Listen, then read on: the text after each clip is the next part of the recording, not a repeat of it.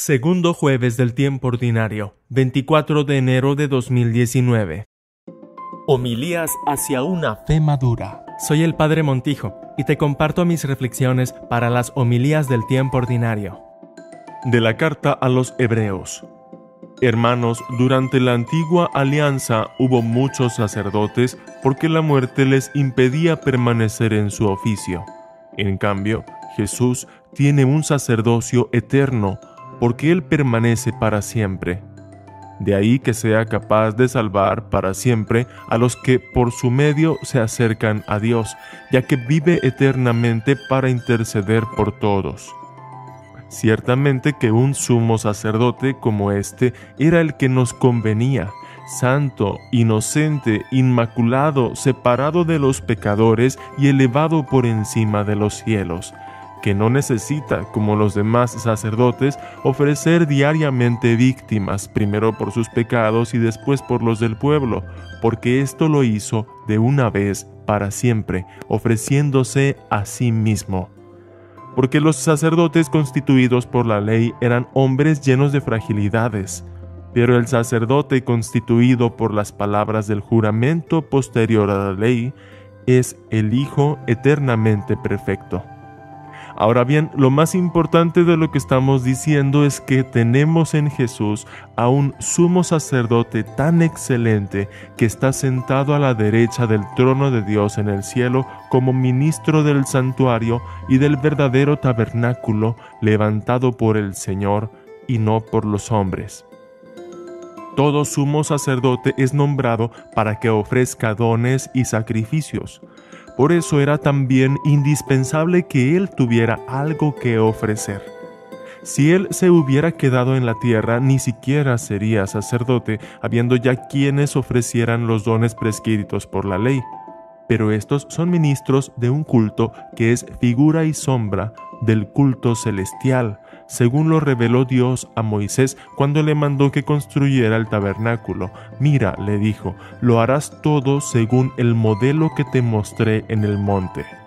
En cambio, el ministerio de Cristo es tanto más excelente cuanto que Él es el mediador de una mejor alianza, fundada en mejores promesas. Palabra de Dios.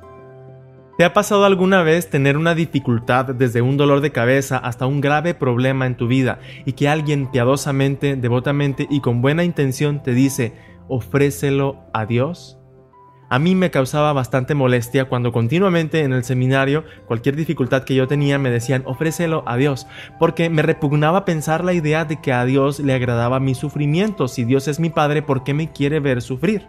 Y la respuesta que a veces obtenía es, pues a su Hijo Jesucristo lo hizo sufrir también. Hermanos, tristemente se ha predicado o se ha conocido poco la gran novedad de lo que es Cristo y el sacrificio de Cristo en su pleno sentido. Pocos han estudiado a fondo lo que es, por ejemplo, la carta a los Hebreos, que tiene una gran ventaja porque nos muestra esta novedad, pero tiene la gran desventaja de que para mostrarnos eso utiliza el lenguaje, las categorías y las imágenes de la religión hebrea. Entonces la carta a los Hebreos fue muy clara para los judeocristianos, pero poco clara para nosotros o para los cristianos que seguimos en los siglos posteriores y que seguimos pensando que Cristo ofreció a Dios sus dolores y sus sufrimientos y que con esto pues realmente no habría ninguna novedad, sino que nada más se cambia el lenguaje, pero el cristianismo seguiría siendo una forma de paganismo o sería equivalente a cualquier religión sanguinaria. Dice la carta a los Hebreos, nos convenía tener a Cristo como su sumo sacerdote y cabeza, porque Él ofreció sacrificios sin necesidad de hacerlo.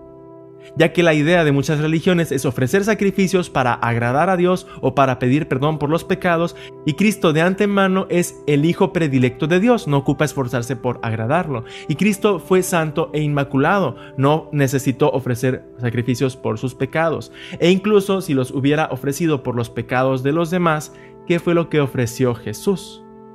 Se ofreció a sí mismo como un testimonio de que Dios es misericordia, que Dios es bondad y que Dios es gracia. Cristo es el mediador de una nueva alianza que celebramos cada vez en la Santa Misa. Y el sentido de esto, de ofrecer tus dolores o tus dificultades a Dios, no es que Dios quiera tu dolor. sino que el dolor y la dificultad son parte del camino de la vida. Sea que vivas de cara a Dios o no, quieras o no quieras, alguna forma de sufrimiento habrá. La novedad que Cristo nos trae es saber que vivir santamente implica un cierto grado de dolor o de dificultad porque simplemente somos humanos, pero hijos de Dios. Y ese es el gran obstáculo de la gente santa, que se porta bien o que hace oraciones o que quiere vivir santamente y que no entiende por qué hay momentos de dificultad. Los hay porque tiene que haberlos. Son parte del escenario, son parte del camino. Y el ofrecerlo a Dios significa que tú te conectas al Espíritu Santo que te permite seguir avanzando con Cristo y que el dolor, los retos y las dificultades no te frenen y no te detengan y que tú sigas haciendo el bien por donde vayas. Este es el sentido pascual del sufrimiento que nos enseña la carta a los hebreos, y ojalá que muchos pudieran conocer esto porque eso complementa bastante lo que se ha enseñado durante muchos siglos acerca del sentido cristiano del dolor.